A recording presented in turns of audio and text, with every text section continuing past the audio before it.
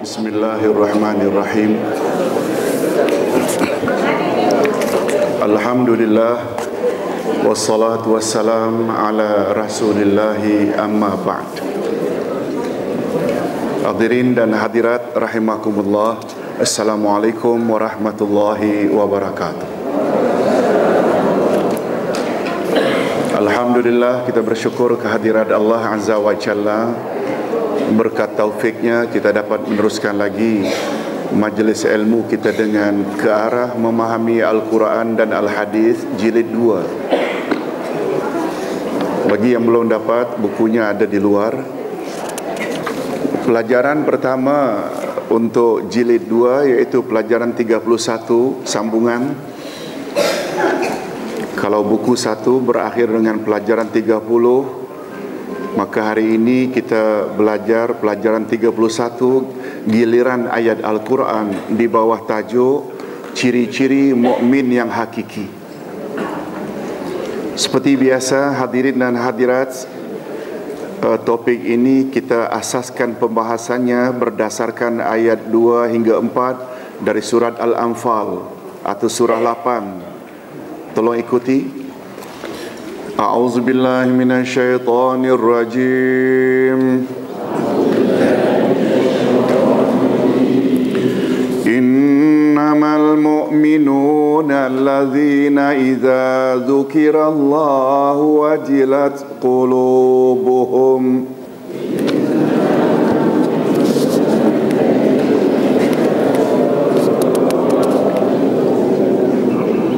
wa idza tuliyat alaihim ayatu zadatuhum imana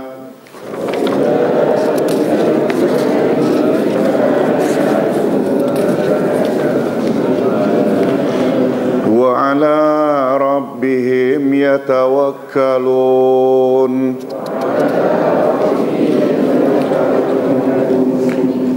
Alladzina yuqimuna as-salah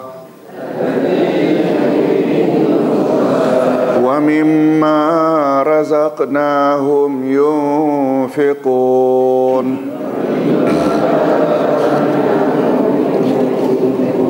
Ulaika humul mu'minuna haqqan. Lahum darajatun 'inda rabbihim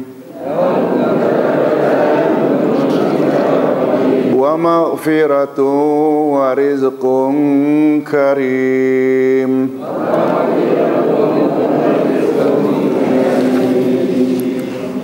Demikianlah 3 ayat yang terkandung dalam surah Al-Anfal ayat 2, 3 dan 4. Terjemahan ayat. Sesungguhnya orang-orang yang beriman itu adalah mereka yang apabila disebut nama Allah, gemetarlah hati mereka.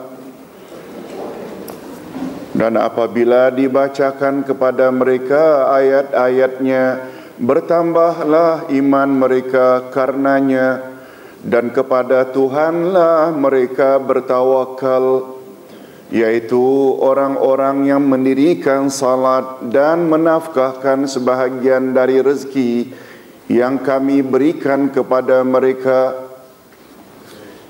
Itulah orang-orang yang beriman yang sebenar-benarnya.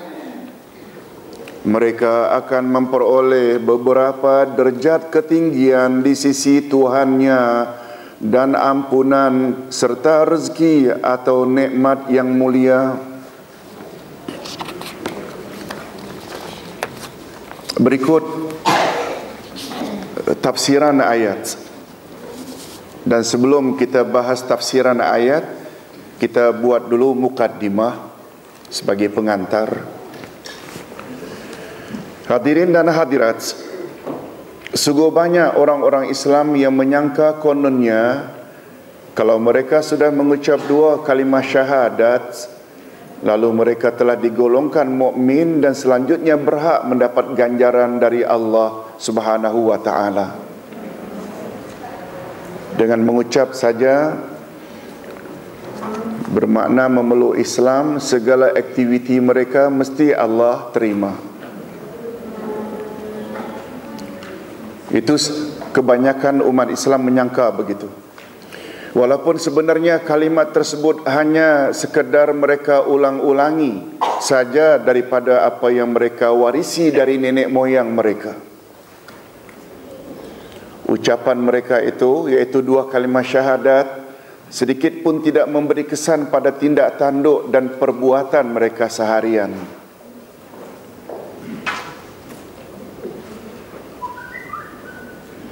Malahan kalaulah nenek moyang mereka gantikan dua kalimat syahadat dengan perkataan Allah itu tiga dalam satu dan Isa itu anak Tuhan, barangkali mereka juga akan tetap mengikutinya, sebab mereka tidak obahnya bagaikan burung tiung yang mengikuti suara orang lain tanpa memahami apa yang diucapkannya. Minta maaf, ini agak keras kelihatannya. Tidak beri gambaran setengah orang itu, dia hanya ucap dua kalimat syahadat, tak faham apa tuntutan dua kalimat syahadat, macam burung kakak tua. Mereka mendakwa dua kalimat syahadat yang mereka ulang-ulang dengan lidah itu dapat menyelamatkannya daripada neraka Allah, walaupun mereka bergelumang maksiat siang dan malam. Suruhan Allah tidak dilaksanakan, larangan Allah justru selalu dilanggar. Sebenarnya iman bukanlah sekedar ucapan lidah. Ustaz ulang, sebenarnya iman bukanlah sekedar ucapan lidah, tetapi iman adalah hati yang bersih, yakni ikhlas tanpa syirik, dan diikuti pula oleh amal saleh, yakni amal yang sesuai dengan syariat Nabi Muhammad sallallahu alaihi wasallam. Itu sebabnya barangkali para jamaah masih ingat rukun dua kalimat syahadat ada berapa? Ada berapa rukun dua kalimat syahadat? Dah lupa?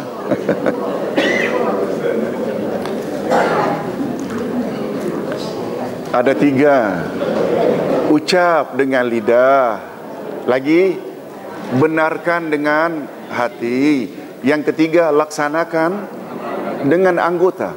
Tuntutan asyhadu alla ilaha illallah, mulut ucap. Hati membenarkan tidak ada Tuhan yang berhak disembah melainkan Allah. Dan anggota mesti laksanakan apa yang Allah suruh. Suruhan Allah dibuat, larangan Allah dijauhi. Bila ucap wa asyhadu anna Muhammad Rasulullah, hati mesti benarkan bahwa Muhammad memang Rasulullah, dan selanjutnya gerak-geriknya mesti diselaraskan dengan ajaran yang dibawa oleh Nabi Muhammad sallallahu alaihi wasallam.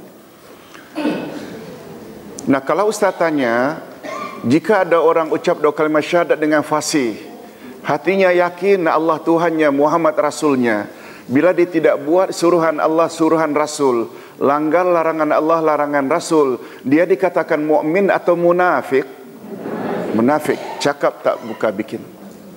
Ini sebab topik kita mukmin hakiki. Sebab topik kita mukmin hakiki. Mukmin hakiki apa maknanya? Mukmin yang sebenar-benarnya. Mudah-mudahan kita termasuk golongan mukmin yang hakiki.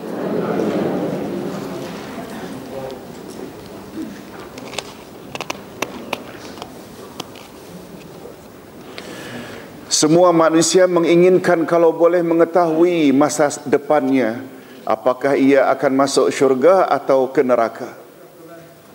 Jika dia tahu akan ke syurga, maka akan tenteramlah jiwanya.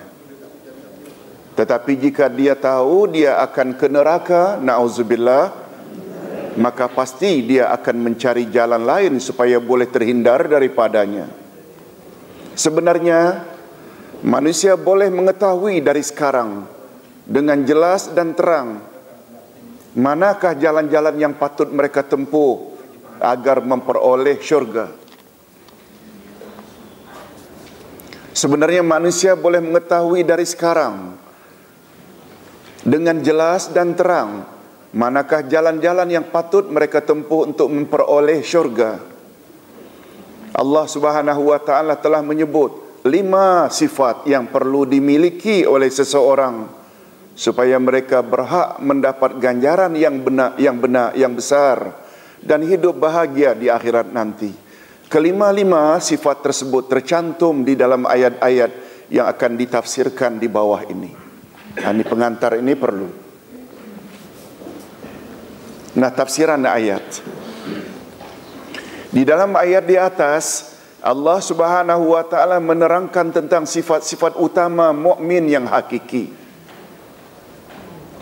Jika mereka memiliki kelima-lima sifat tersebut, niscaya mereka berhak mendapat ganjaran yang besar dari Allah di akhirat nanti, dan selanjutnya akan dimasuki ke dalam syurga Firdaus.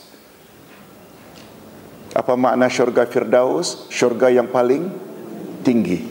Syurga yang paling tinggi, syurga Firdaus.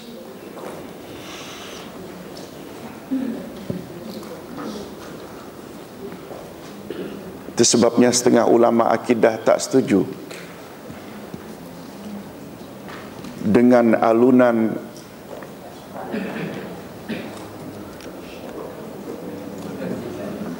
orang-orang sufi. Oh Tuhanku, aku tidak layak memasuki syurga Firdausmu. Tidak. Kata Ahlus Sunnah, kita justru mengharap, jangan kata tak layak. Orang sufi punya approach lain.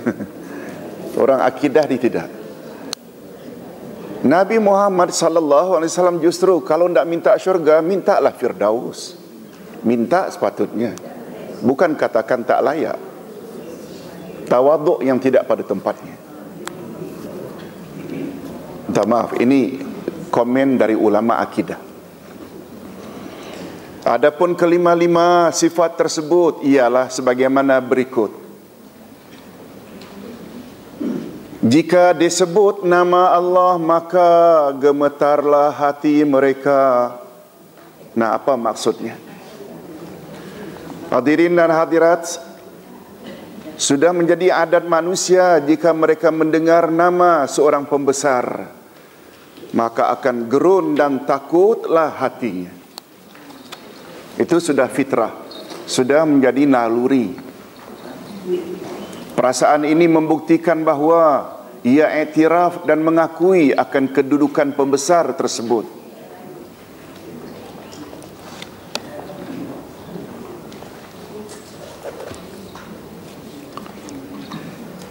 Barangkali ibu-ibu masih ingat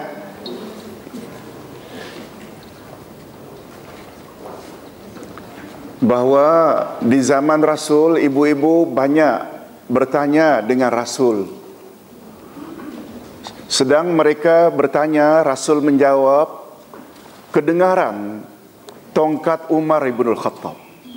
Tuk, langsung bertempiar mereka. Kata mereka, lalu Rasulullah tanya, apa sebab kamu bertempiar nih? Umar mau datang. Begitu Umar datang, ya hai Umar, mereka kaum perempuan ni takut engkau lebih takut dari syaitan. Nah, maknanya kehebatan Umar itu cukup digeruni. Betul tak hadirin dan hadirat, apalah Umar berbanding Allah? Nah, itu maksudnya. Perasaan ini membuktikan bahawa ia iktiraf dan mengakui akan kedudukan pembesar tersebut. Padahal pembesar itu hanyalah manusia biasa seperti dia yang tetap fakir dan berhajat kepada orang lain. Dan kalaupun dia memiliki harta, namun hartanya pasti akan berakhir dan musnah. Tapi kita begitu mengagung-agungkan orang yang dianggap kaya, berpangkat.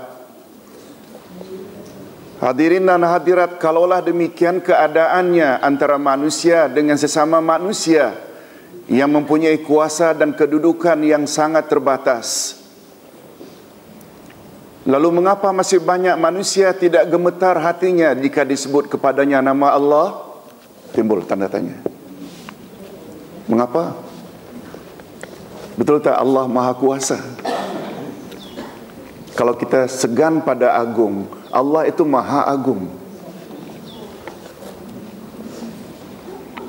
Kalau kita gerun dengan orang yang perkasa, Allah Maha Perkasa. Padahal langit bumi, apa yang terdapat di antara keduanya, termasuk diri manusia itu sendiri, adalah justru miliknya. Kita sangat mengharap akan rahmatnya. Kita sebenarnya tidak boleh hidup di atas muka bumi ini walaupun sesaat tanpa belas kasihnya. Milik siapakah makanan yang kita makan dan air yang kita minum, serta oksigen yang kita sedut? Jawaban, semuanya adalah milik Allah Subhanahu wa ta'ala. Tapi bila namanya disebut, kita tak takut. Allahu Akbar, Allahu Akbar. Yang buat kerja terus buat kerja. Kalau sekedar menghabiskan kerja lalu ambil uduk salat, boleh tahan juga. Ini sampai habis waktu tak salat langsung. Nama Allah disebut-sebut. Wujud tak dalam masyarakat? Nah, kita nak lihat mukmin hakiki macam mana.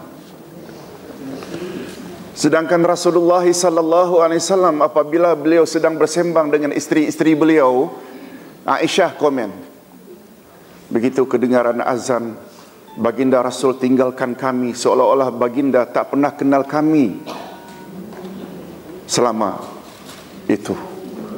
Rasulullah bila dengar suara azan, beliau tinggalkan kami macam beliau tak pernah kenal kami. Maknanya beliau utamakan siapa? Allah Subhanahu wa ta'ala. Hadirin dan hadirat, oleh itu mukmin yang benar-benar yakin dengan jawapan di atas pasti akan gerun hatinya apabila mendengar nama Allah. Sebagai contoh, jika panggilan Allah yakni azan dilaungkan oleh muazzin atau Bilal menandakan masuk waktu salat, maka mukmin akan merasa takut untuk mengabaikan panggilan tersebut. Dia akan bersegera menunaikan kewajiban salat. Jika tidak, jiwanya akan merasa dan dia bersegera menunaikan kewajiban salat. Jika tidak, jawaban jiwanya tidak akan merasa tenang dan tenteram selama kewajiban tersebut belum dilaksanakannya. Tetapi jika keadaan jiwanya ketika mendengar azan itu justru sebaliknya, yakni tidak sedikit pun merasa takut dan gemetar, malahan salat itu pun tidak dikerjakannya, maka itu bermakna ia bukan mukmin yang sebenarnya.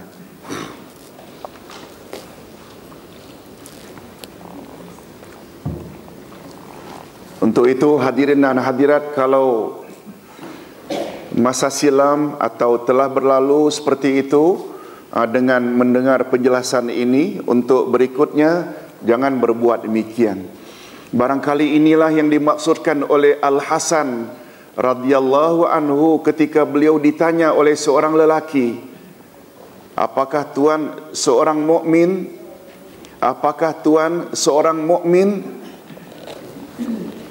Lalu Al-Hasan menjawab, tolong ikuti, al-imanu imanan, fa in kunta tas'aluni anil imani billah wa malaikatihi wa kutubihi wa rusulihi wal yaumil akhir wal jannati wan nar wal ba'thi wal hisabi fa ana mu'min. Wa in kunta tas'aluni an qawlihi ta'ala innamal mu'minuna alladzina idza dzukirallahu wajilat qulubuhum fa wallahi la adri ana minhum amla.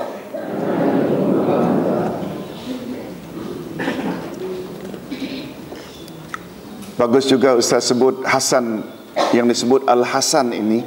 Biasanya bila nama Al-Hasan macam ini, dia tidak Hasan. Dia tidak merujuk kepada Hasan bin Ali.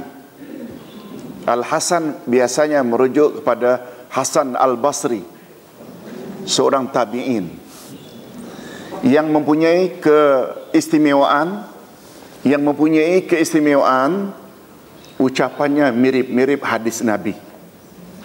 Hasan Al-Basri dikenal orang yang ucapannya itu mirip-mirip hadis Nabi. Kalau dia bercakap, susunan kata-katanya mirip kata-kata Nabi Muhammad sallallahu alaihi wasallam.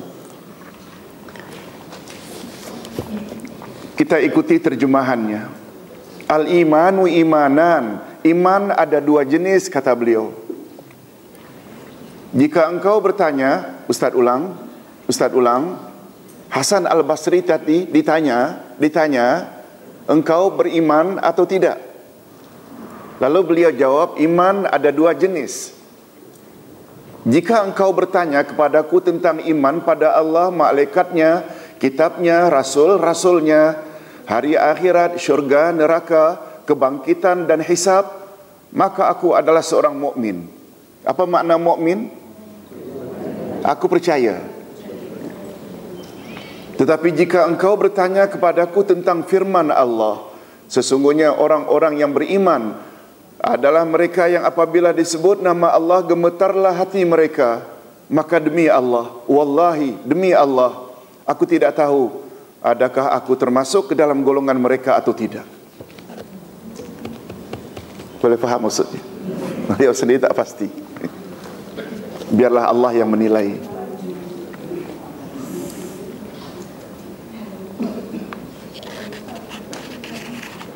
Cuma Ustaz sebelum masuk sifat yang kedua, bagus juga.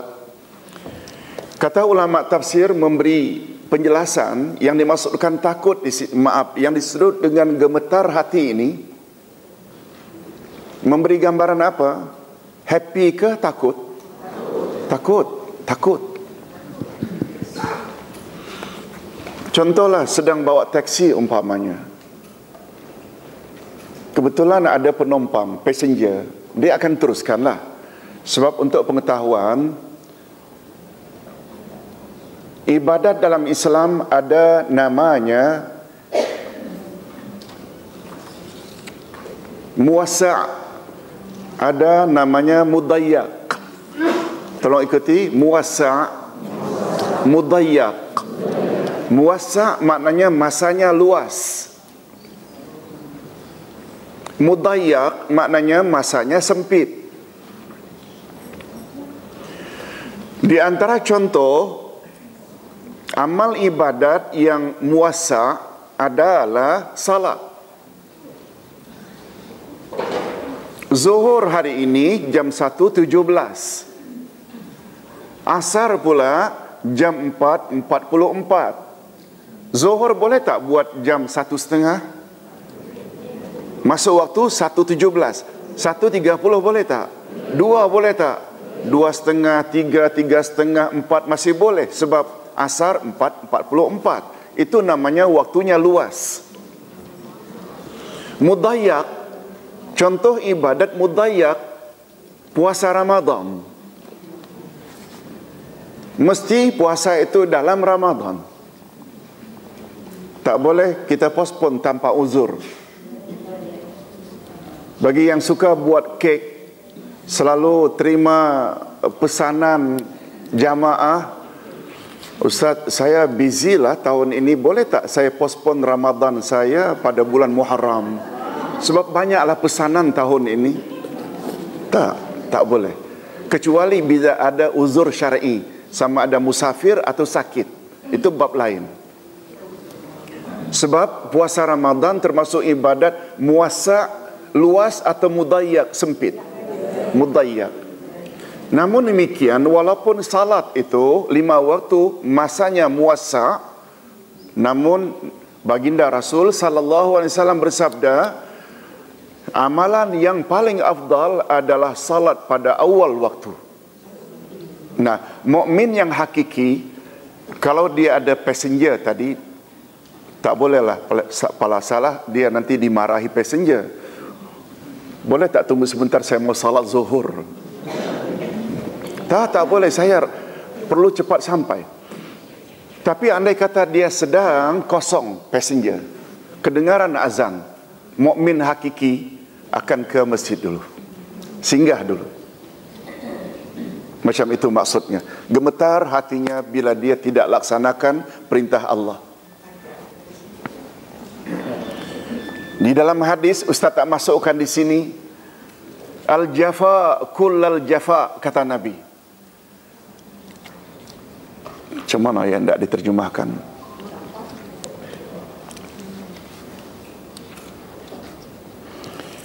Kalau bahasa tak eloknya, kurang ajar, sangat kurang ajar. Apabila panggilan Allah dilaungkan, dia tidak penuhi panggilan tersebut, tak mau datang, tidak ambil berat terhadap panggilan Allah. Al-jafa kullal jafa. Al-jafa makna asalnya kering. Kering hati sekering-keringnya. Barangkali macam itulah. Boleh tak dengan kata lain, tak ada adab? Hadirin dan hadirat, apabila ayah panggil Abdullah, kata Pak Yasin, Allah yarham, Ustaz buat saja. Ada kemungkinan tak setelah 2-3 kali ayah akan kata anak kurang adab? Ayah panggil, betul tak? Allah lagilah tinggi berbanding ayah. Kita tak ikuti atau tidak penuhi saja panggilan ayah atau ibu, kita dah digelar anak kurang adab. Itu maksudnya al-jafa kullal jafa. Kering hati sekering-keringnya orang yang apabila panggilan Allah dilaungkan, dia tidak penuhi panggilan tersebut. Baik, kita teruskan dengan sifat kedua. Apabila dibacakan kepada mereka ayat-ayatnya, bertambahlah iman mereka karenanya. Hadirin dan hadirat, kita sebagai manusia biasa lazimnya akan mendengar dengan sepenuh hati setiap arahan pemimpin yang dibacakan kepada kita. Kita akan berusaha memahami kandungan arahan kalimah demi kalimah, supaya kita jangan keliru dalam melaksanakan ketentuan yang telah ditetapkannya. Lebih-lebih lagi kalau pemimpin yang memberi arahan tersebut adalah pemimpin yang paling kita hormati dan sangat berjasa dalam hidup kita. Oleh itu, mukmin yang hakiki, jika wahyu Allah dibacakan, maka akan bertambah-tambahlah imannya, keyakinannya dan ilmunya, karena hatinya hadir. Pendengarannya selalu terbuka untuk menerima arahan Allah, dan jiwanya merasa lezat dan nyaman bila mendengar ayat-ayat Allah. Tetapi sungguh banyak manusia pada hari ini yang begitu terpesona hatinya bila mendengar muzik dan nyanyian yang memberahikan, tetapi sangat membosankan jika ayat-ayat Allah dibacakan. Jika Al-Quran dibaca dalam TV atau radio, maka tangannya akan segera menukarkan kepada saluran lain. Dalam hati mereka seolah-olah ada batu yang menghalang mereka daripada menikmati kalam Allah. Na'udzubillahi min zalik. Jika ada pesta, expo, konsert, pertunjukan hiburan, mereka datang tanpa diundang. Malahan sanggup membayar tiket dengan harga mahal. Tetapi sebaliknya, jika ada majlis ilmu yang dibacakan di dalamnya ayat-ayat Allah, jangankan kalau masuknya mesti membayar, hatta diundang pun ia enggan datang. La haula wala quwata illa billah. Orang Arab selalu begitu. Kalau ada orang macam itu, maknanya la haula wala quwata illa billah.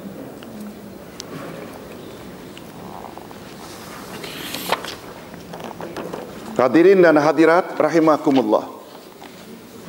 Ini sifat kedua bagi orang-orang yang mukmin hakiki. Apabila ayat-ayat Allah dibaca, akan bertambahlah iman mereka. Itu sebabnya hadirin dan hadirat, bila disebut saja tadi sifat pertama mukmin hakiki, iaitu apabila disebut saja nama Allah gemetar hatinya, masing-masing hati kita gerun dan takut mendengar penjelasan itu. Maknanya sudah ada tak sedikit sebanyak ciri-ciri mukmin yang hakiki? Yes, mudah-mudahan.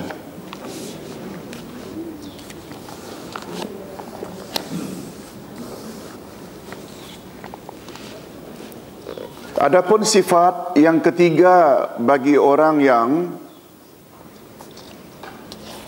mendapat gelaran mukmin yang hakiki, dan kepada Tuhanlah mereka bertawakal atau berserah diri.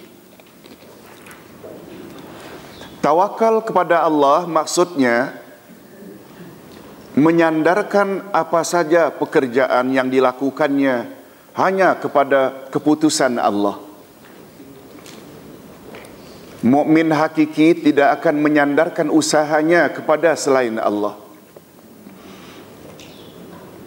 Dia yakin bahawa dia hanya berikhtiar melalui hukum sebab musabab, tetapi keputusan terakhir atau natijahnya hanya ada di tangan Allah Azza wa Jalla.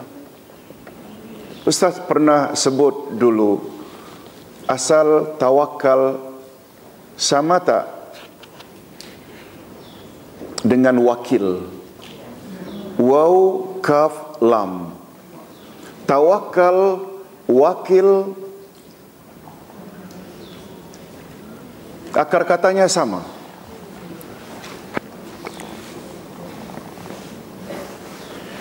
Kita selalu mengartikan tawakal dengan makna apa mudahnya? Berserah diri. Berserah diri itu yang lebih tepat kepada makna Islam. Sallama yusallimu, menyerah. Wakala yuwakilu, tawakal adalah wakil. Macam mana Ustaz hubung tawakal dengan wakil? Barangkali Ustaz pernah sebut begini. Bila kita ingin kawinkan anak kita pada acara pinang meminang, kita biasanya ibu bapa akan pilih seorang wakil sebagai juru bicara keluarga. Betul tak? Lalu wakil itulah nanti akan mengatakan kepada rombongan apa hasrat kita. Ulama akidah mereka menjelaskan dalam konteks ini.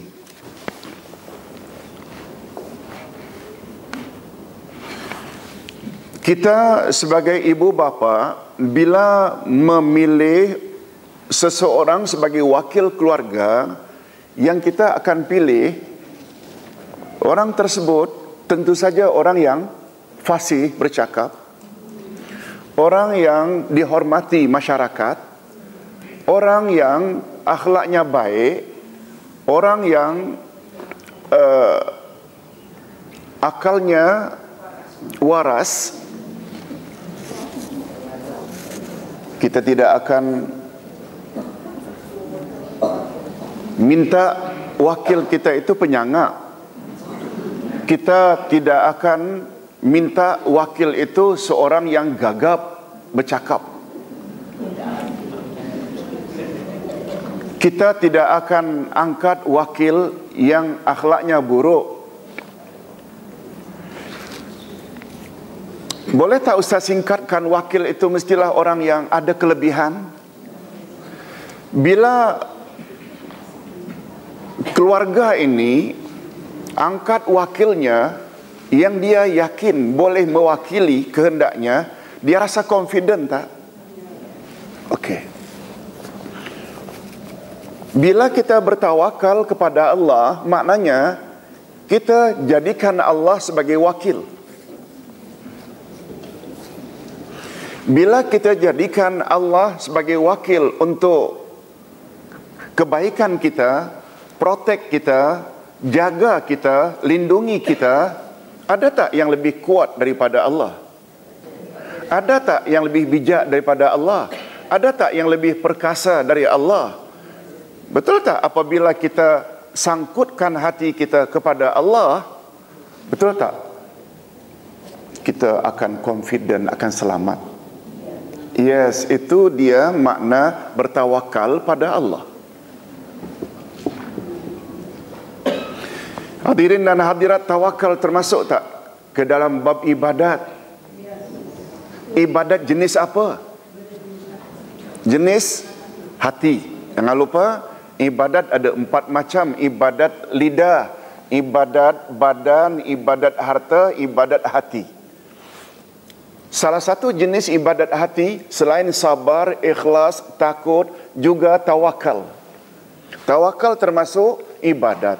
Boleh tak kita bertawakal kepada selain Allah?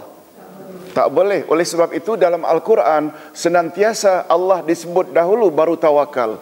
Wa 'alallahi falyatawakkalul mu'minun. Hendaklah kepada Allah saja bertawakalnya orang-orang yang beriman. Itu sebabnya pada ayat ini ketika menyebut sifat yang ketiga, Allah sebut tawakal dulu atau dia dulu? Innamal mu'minuna allazina idza dzukirallahu wajilat qulubuhum. Satu, orang beriman itu bila disebut nama Allah gemetar hatinya. Wa idza tuliyat alaihim ayatuhu zadatuhum imana. Dan apabila disebut nama Allah bertambah-tambah imannya. Lalu yang ketiga, wa ala rabbihim yatawakkalun, dan terhadap Tuhan mereka bertawakal. Tuhan disebut dulu baru tawakal. Memberi makna apa? Tawakal syirik hukumnya bila ditujukan kepada selain Allah. Wa ala rabbihim dulu baru yatawakkalun. Dulu Ustaz pernah sebut iyyaka na'budu wa iyyaka nasta'in. Kepada engkau kami beribadat. Sama tak makna kepada engkau kami beribadat dengan kami beribadat kepada engkau? Sama tak? Tak sama. Kami beribadat pada engkau, ya Allah. Maknanya betul tak? Yang kita beribadat pada Allah. Kami beribadat kepada Allah. Na'buduka, kami beribadat pada engkau. Tapi dalam Al-Fatihah Allah tak sebut na'buduka wa nasta'inuk. Tidak. Kami beribadat kepada engkau dan kami memohon pertolongan padamu. Tapi tidak. Allah sebut kepadamu kami beribadat dan kepadamu kami memohon pertolongan. Ada beza tak? Beza. Apa perbezaannya?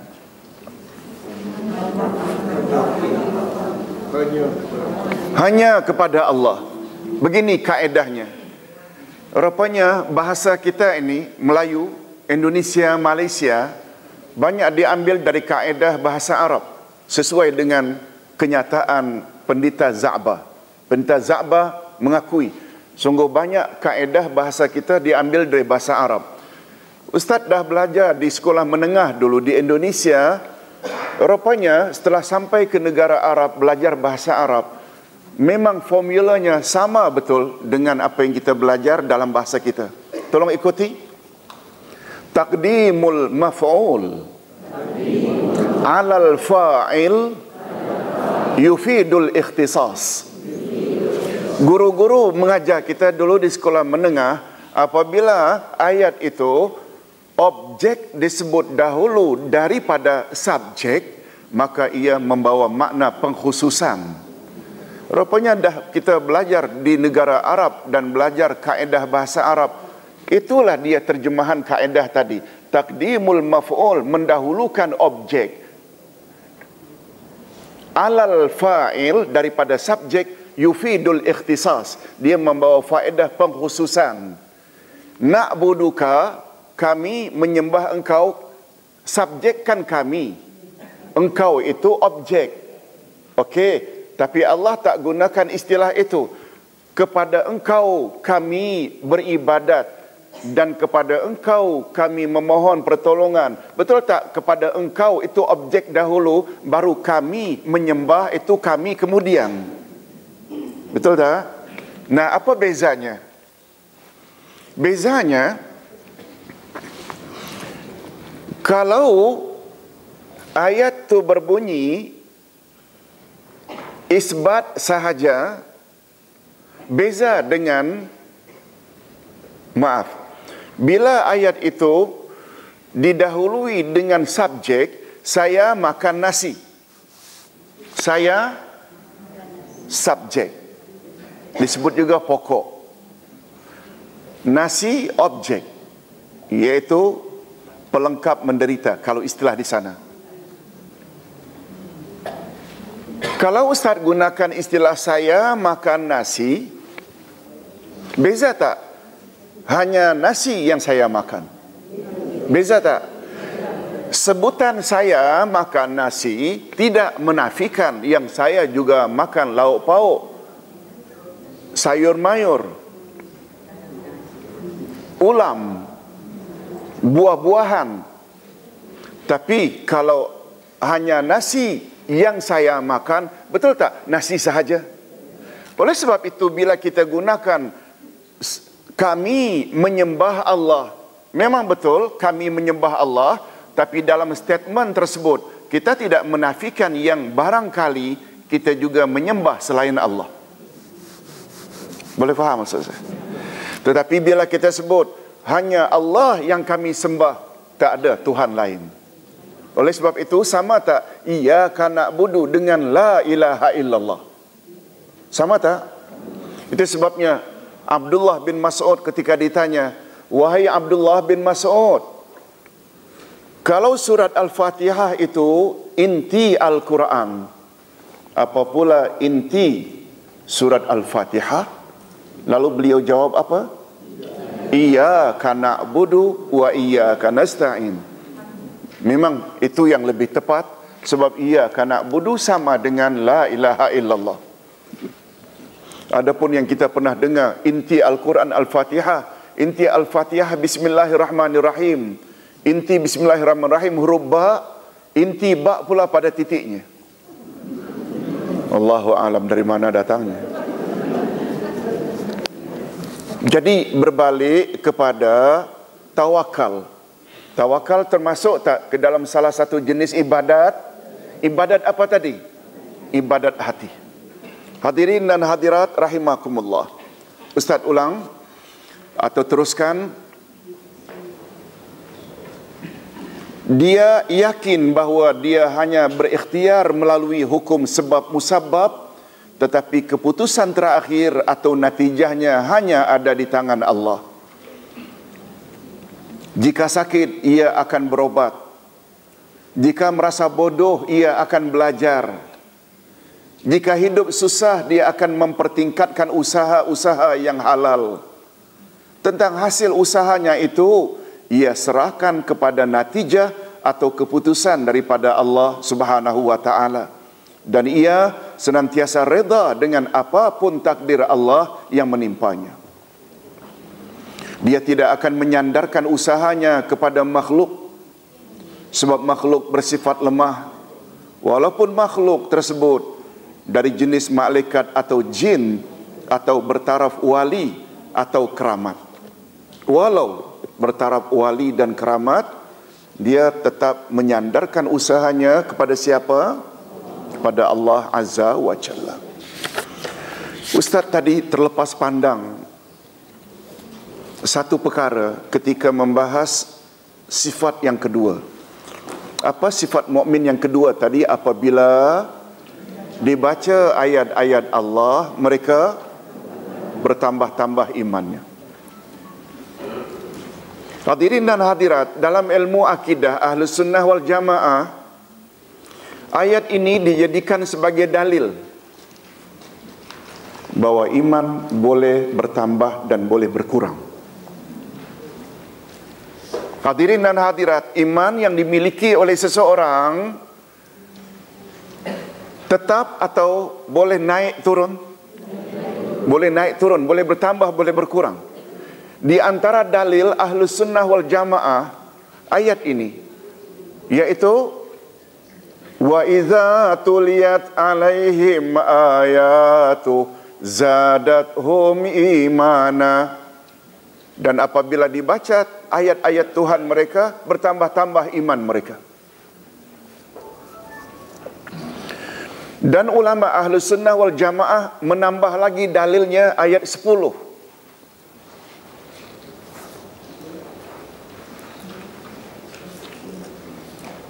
Dari surat Al-Kahfi. Tolong ikuti. Innahum fityatun amanu birabbihim wazidnahum huda. Ashabul Kahfi adalah pemuda-pemuda yang beriman terhadap Tuhan mereka, lalu kami tambah-tambah lagi hidayah kepada mereka. Ada tak kata tambah-tambah itu? Dua ayat ini dijadikan ayat utama untuk menjadi dalil bahawa iman boleh bertambah dan berkurang.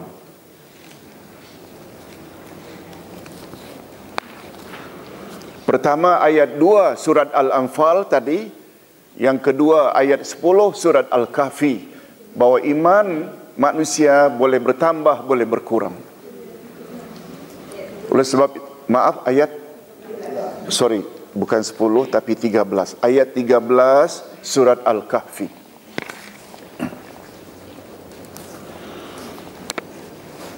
Oleh sebab itulah kata para ulama. Apa kata para ulama? Orang beriman, mereka tidak merasa tenteram dengan iman yang mereka miliki, tetapi mereka selalu takut dan gerun kalau iman mereka dicabut oleh Allah. Hadirin dan hadirat, satu pertanyaan yang paling menentukan nasib kita di akhirat nanti, iman sekarang ke atau iman last minute? Last minute. Iman yang kita miliki saat ini, ada tak jaminan akan berkekalan hingga akhir hayat? Ada jaminan tak? Tak ada. Orang yang beriman boleh jadi murtad dan kafir, sementara orang kafir hari ini, ada tak kemungkinan mereka akan tobat dan tobat nasuha, akhirnya mati dalam keadaan husnul khatimah? Yes. Itu sebabnya kita selalu disuruh oleh Allah agar berdoa. Tolong ikuti. Allahumma khtim lana bihusnil khatimah wala takhtim alaina bisu'il khatimah. Ya Allah, akhirilah hayat kami dalam akhir yang baik, husnul khatimah. Janganlah engkau akhiri kehidupan kami dengan akhir yang tidak baik. Ini sesuai dengan sabda Nabi sallallahu alaihi wasallam, hadis sahih riwayat Imam Bukhari. Tolong ikuti. Innamal a'malu, apa sambungan? Nah, Ustaz dah agak dah. Itu dah biasa. Yang satu lagi. Ya, betul. Innamal a'malu bil khawatim. Sesungguhnya amal yang paling menentukan nasibmu di sana, di akhirat, adalah amal pengkhatam. Apa makna khatam? Amal penamat. Macam mana iman kita ketika nyawa dicabut malaikat maut? Apa amal kita ketika nyawa kita dicabut oleh Israel? Itulah gambaran nasib kita di sana. Apa yang Ustaz maksudkan? Ulama memberi satu panduan supaya iman yang sedia ada dapat kita maintain, jaga sampai akhir hayat. Ada dua perkara yang perlu kita miliki. Apa dua perkara? Tolong ikuti. Ilmun nafi'un wa amalun salihun. Apa makna ilmun nafi'un? Ilmu yang bermanfaat hendaklah senantiasa ditambah dari masa ke semasa. Jadi usaha kita buat setiap hari Senin kelas seperti ini perlu tak? Perlu tak? Perlu. Maknanya ilmu perlu ditambah dari masa ke semasa. Penambahan ilmu tak cukup. Dia mesti diikuti dengan amalun salihun. Apa maknanya? Amal saleh. Apa yang kita tahu kita kena amalkan.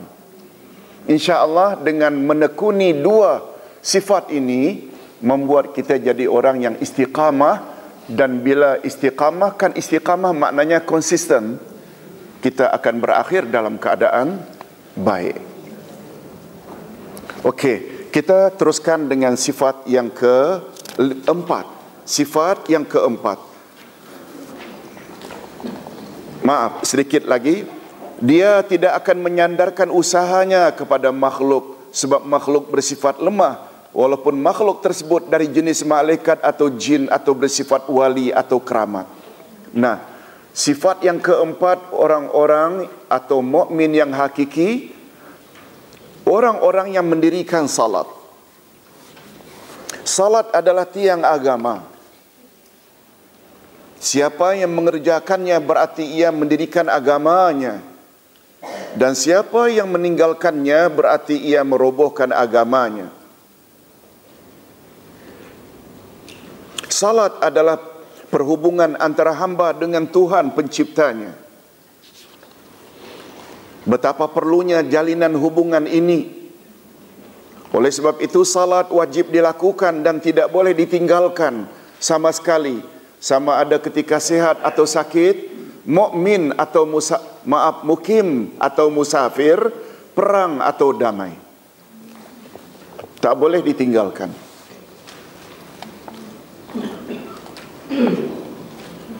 Ayat 103 surat An-Nisa. Tolong ikuti. Inna salata kanat 'alal mu'minina kitaban mawquta.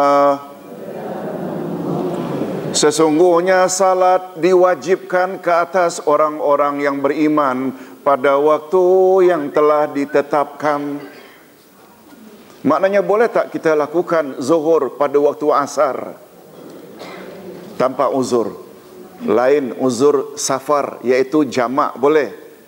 Tak boleh. Tak boleh kita buat waktu zuhur nanti waktu isyak. Kecuali orang yang tertidur atau terlupa saja. Dengan sengaja tak boleh.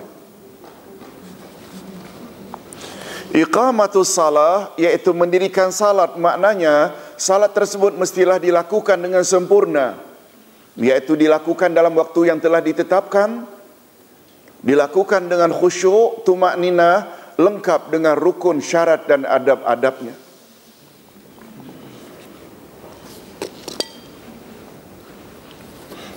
Itu sebabnya Ustaz masih ingat lagi satu orang Tuan Syekh yang pernah belajar di Palestin, mengajar Ustaz pada tahun 1. Ketika belajar di Indonesia dulunya, kata beliau, iqamatus salah itu, dia beri contoh, makna iqamah ini macam sikat, sisir. Betul tak ada jari, apa namanya itu, jari-jarinya?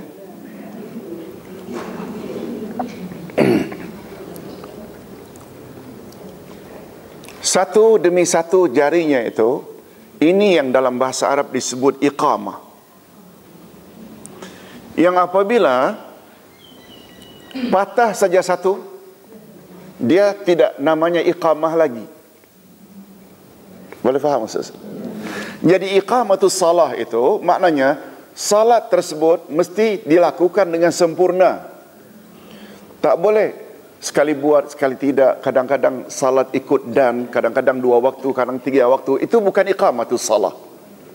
Dan ditinjau dari sudut lain, iqamatus salah dengan makna salat hendaklah dilakukan dengan khusyuk, dengan tumakninah, dengan memenuhi rukun, syarat dan adab-adabnya. Itu makna iqamah.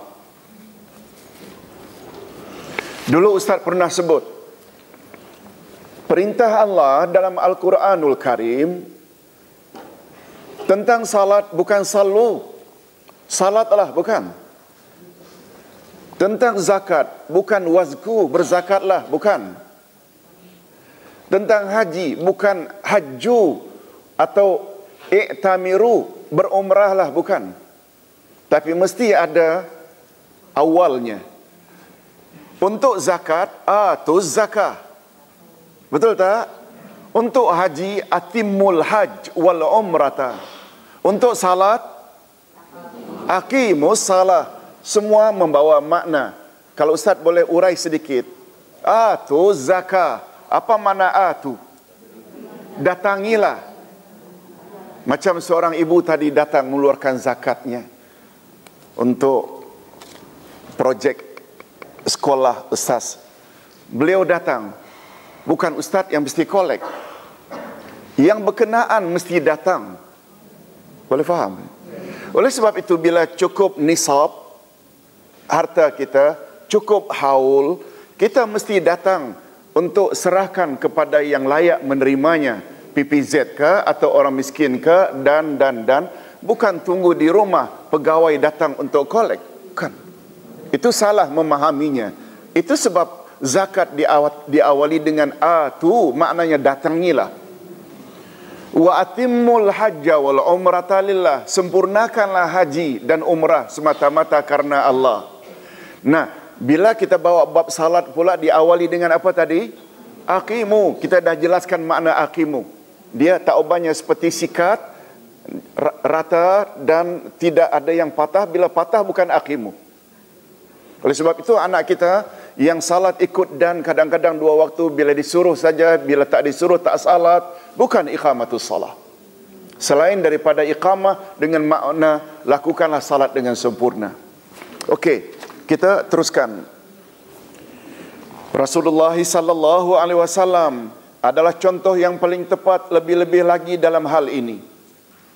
Sayyidatina Aisyah radhiyallahu anha berkata, Rasulullah sallallahu alaihi wasallam jika sedang berbual-bual dengan kami, lalu waktu salat pun masuk, maka ketika itu seolah-olah baginda tidak mengenal kami dan kami pun tidak mengenal baginda. Baginda tinggalkan begitu saja. Karena panggilan ilahi. Ini yang Ustaz sebut tadi pada sifat yang pertama. Waktu salat adalah waktu khas antara kita dengan Allah. Kita tidak sewajarnya menggunakan masa itu untuk selain zikrullah. Hadirin dan hadirat, salat termasuk tak dalam zikrullah? Termasuk? Termasuk. Tolong ikuti firman Allah.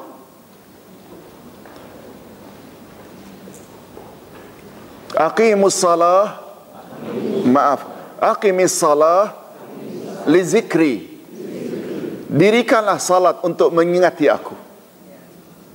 Kan ada? Maknanya salat termasuk zikrullah. Kalau bapa-bapa dan ibu-ibu pernah ingat, zikrullah terbagi berapa?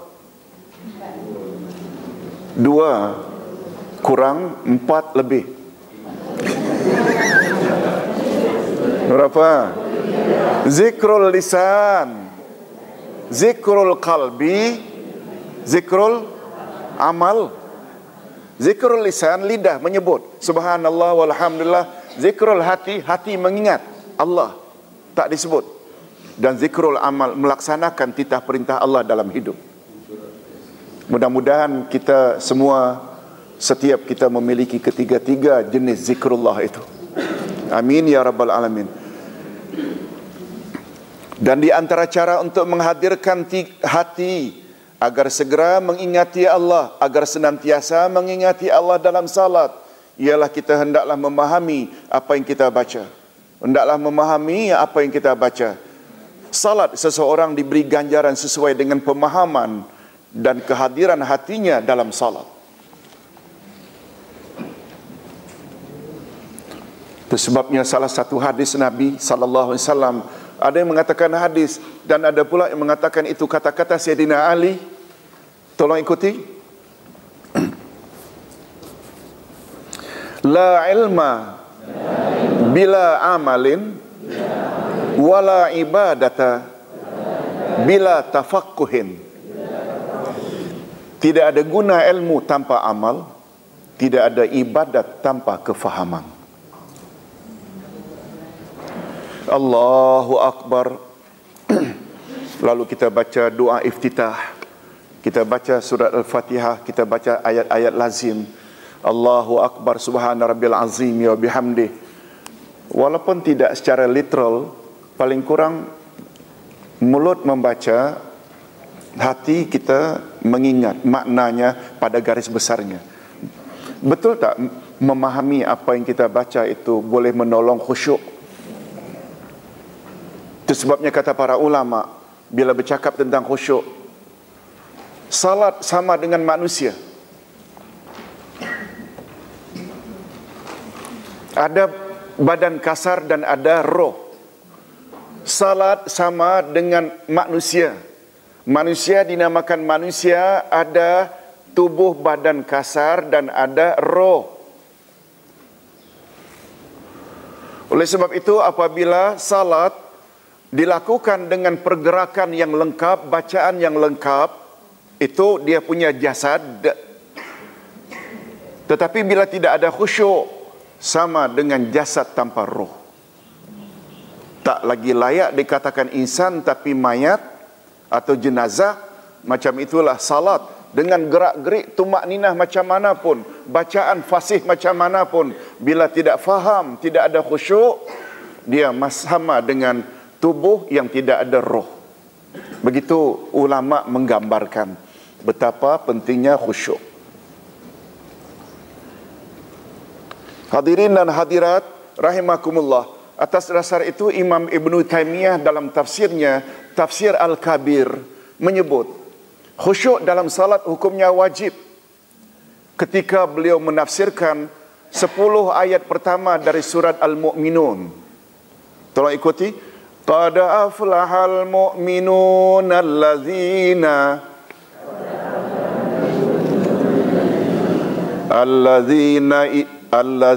hum fi salatihim khashi'un.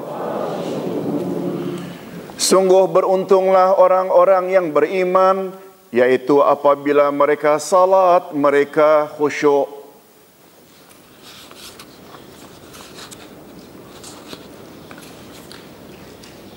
Setelah menyebut 10 sifat orang-orang mukmin yang berjaya, satu di antaranya bila salat mereka, pada ayat yang ke-10 Allah sebut, ulaika lahumul jannah, ulaika lahumul firdaus, ulaika lahumul firdaus, hum fiha khalidun. Bagi mereka lah syurga firdaus. Bagi mereka lah syurga. Dengan menyebut bagi mereka lah syurga firdaus, untuk masuk syurga firdaus, salah satu syaratnya salat mesti khusyuk. Akhirnya beliau mengambil kesimpulan, nah kalau begitu salat yang khusyuk itu wajib hukumnya. Boleh faham Ustaz? Sebab dengan salat yang khusyuk melayakkan mereka untuk masuk firdaus.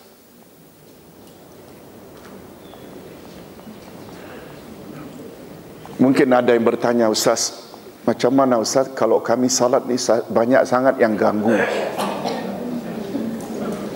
Ustaz tak jawab macam Rasulullah jawab ketika Abu Hurairah tanya, Ya Rasulullah, kalau saya salat, saya suka ingat yang lain. Cuma saya lawan dan ingat balik. Nanti diganggu lagi. Lalu saya bawa lagi. Coba memahami apa yang saya baca. Macam mana dengan salat saya? Hadirin dan hadirat, boleh tak bayangkan apa jawaban Nabi? Nabi suruh ulang balik tak? Tak. Nabi kata salatmu tak sempurna tak? Nah, kalau tak semua apa dia? Maknanya macam tahu saja jawabannya. Macam cantik aja. Kata Nabi, barangkali oleh orang akhir zaman tak kata macam itu. Itu menunjukkan salatmu tak sempurna. Barangkali. Kalau kita yang jawab. Nabi jawab lain. Selalu optimis. Itu menunjukkan kamu ada iman. Maknanya dia coba lawan. Syaitan memang tak ganggu lah. Cuma kita lawan. Betul tak Nabi selalu jawabnya yang positif saja? Ulama hari ini barangkali ada kata, oh, ulang balik. Salatmu tak sempurna. Kita selalu melihat yang negatif saja. Boleh faham maksud Ustaz? Rasulullah dia selalu memberi orang optimis. Daripada orang itu dibuai terus sampai salam, dibuai terus tak lawan-lawan. Lalu Nabi kata, itu menunjukkan kamu ada iman. Cuma tentu saja makin banyak khusyuknya makin baguslah. Hadirin dan hadirat, setuju tak kalau Ustaz katakan hatta kita dalam salat ada syaitan yang ganggu? Betul tak? Tolong jawab, apa nama syaitan itu? Khinzab. Tolong ulang. Tolong jangan nanti nama cucu Khinzab pula. Muhammad Khinzab, jangan. Khinzab dia nama syaitan khas yang menggoda manusia dalam salat sehingga kadang-kadang tak tahu berapa rakaat sudah salat.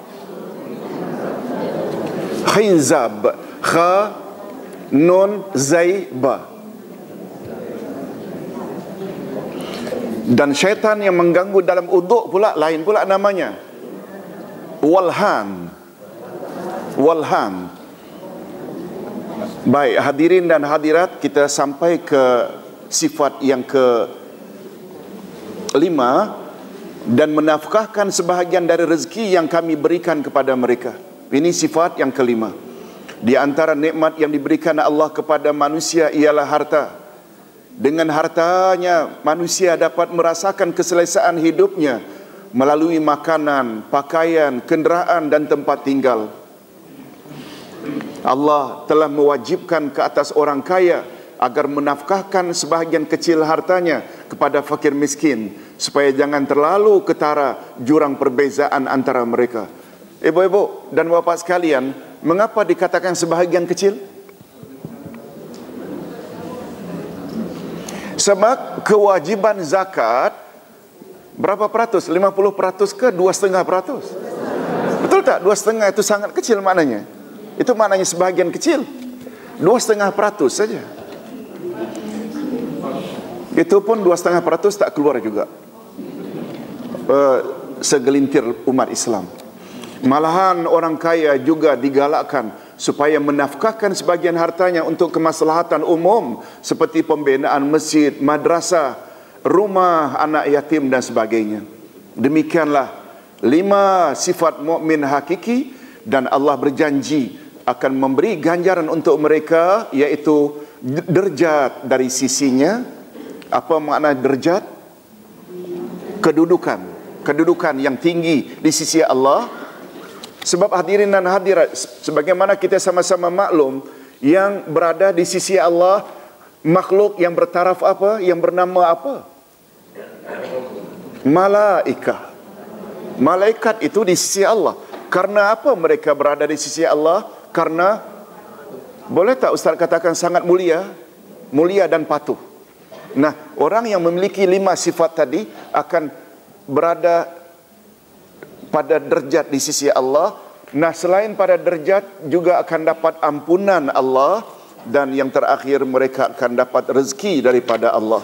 Untuk itu, tolong ikuti sekali lagi penghujung ayat. Ulaika lahumul mu'minuna haqqan lahum darajatun 'inda rabbihim wa maghfiratun wa rizqun karim. Sesungguhnya, merekalah orang-orang beriman yang sebenar-benarnya mereka akan memperoleh beberapa derajat ketinggian di sisi Tuhannya dan ampunan serta rezeki yang mulia. Allahumma ja'alna minhum. Mudah-mudahan kita termasuk ke dalam golongan itu. Amin ya rabbal alamin. Satu pertanyaan pendek saja. Ustaz, adakah benar salat witir walaupun di luar Ramadan mesti ada kunut? Apakah benar salat witir hatta di luar Ramadan mesti ada kunut? Penggunaan istilah mesti tak boleh. Hatta dalam Ramadan jangan kata mesti. Sebab kunut dalam witir Ramadan hanya sunat. Kemudian ada riwayat mengatakan sunat hukumnya membaca kunut dalam witir. Cuma ada ulama yang mengatakan dalam semua Ramadan. Ustaz ulang sekali lagi. Witir dalam kunut ada 3 pendapat. Ada berapa? Pendapat pertama, semua kunut sepanjang tahun. Semua kunut, semua witir sepanjang tahun. Semua kunut pula. Ustaz tahu, ibu-ibu tunggu salah Ustaz saja. Semua witir dalam setahun. Satu. Yang kedua, semua witir dalam Ramadan. Maknanya sejak 1 Ramadan lagi. Dan yang ketiga, ini pandangan Imam Asy-Syafi'i, bermula malam 16, setengah terakhir Ramadan. Oleh sebab itu, semua pendapat itu ada dalilnya. Satu lagi pertanyaan, adakah dalil yang mensyariatkan kubur orang Islam mesti ada lahad? Tahu lahad? Bukan lahad datu? Iya. Nabi SAW menyuruh kuburan umat Islam hendaklah ada lahad. Cuma lahad ada 2 jenis. Bila tanah itu tanah liat dan keras, hendaklah bahagian menghadap kiblat. Lahad, apa makna lahad? Menyerong. Menyerong. Itu makna lahad. Adapun tanah yang berpasir, lahadnya di tengah. Sebabkan pasir tak boleh dibentuk. Seperti di Ma'la, seperti di Quba. Maaf, Quba pula, Baqi'. Kuburan-kuburan itu semuanya di tengah. Sebab pasir kan tak boleh dibentuk. Kedua-duanya namanya lahad. Dan bila ditanya, Nabi suruh tak? Memang. Sekian, kita rehat sejenak. Assalamualaikum warahmatullahi wabarakatuh.